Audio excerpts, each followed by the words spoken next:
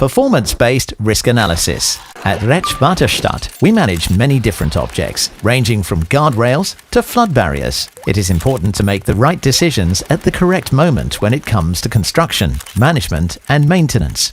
Performance-based risk analysis, or PRA in short, makes this process possible. Based on an object, you complete the following 4 steps. You determine the functions, decide on the performance requirements, evaluate the risks, and develop management measures. As complicated as this may sound, we make risk-based decisions on a daily basis. Take your phone, for example. You want to be able to call your mother from anywhere at any time. However, all sorts of things could go wrong. Your battery runs out, the software malfunctions, you drop your phone, or you don't have any signal.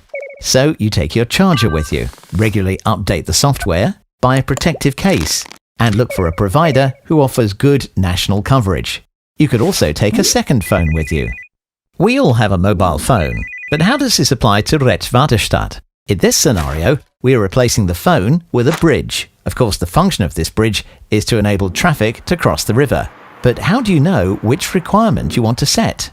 At Rijkswaterstaat, we use 9 categories of performance requirements.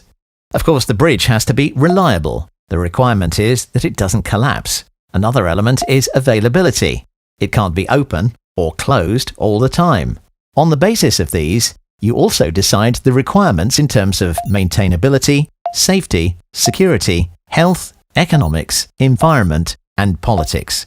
In the same way, the entrepreneurs need to remain easily contactable, and the bridge cannot be perceived negatively. 9 categories. How am I supposed to remember all of them? These words form an acronym. RAM sheep, or RAMS in short. This mnemonic will help you recall all the categories in a fun and simple way.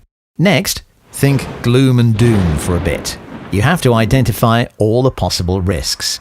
To help you, there are 4 error categories. Hardware errors can be caused by every physical component of the bridge.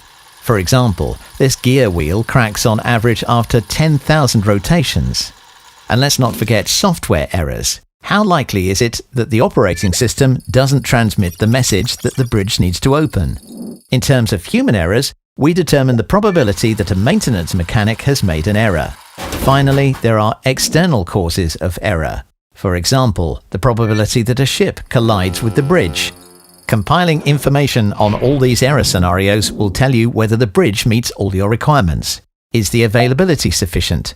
And do we meet the environmental standards? The first 3 steps create a good overview about the performance of the bridge. In the 4th step, you can make informed decisions about the object. Performance-based risk analysis will help you decide on the correct measures to take. If the performance of the object would fall under the requirements over time, you are able to test different measures theoretically first.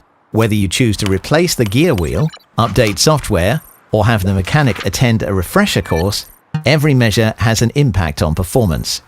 If you know what each measure costs, you can easily make the most effective decision. Some measures can be implemented immediately, others in time, and some not at all, as their effect is too minimal.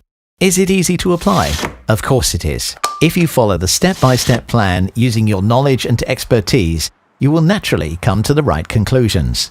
The best thing about it is that this approach works for our infrastructure as a whole, from design to management, and from guardrail to flood barrier. It'll take some time to implement it, but the PRA method will ensure transparency, clear augmentation, and efficient use of resources. If you would like to know how this can improve your working process, please look at the brochure, read the guidelines, or follow the e-learning course on RAMS.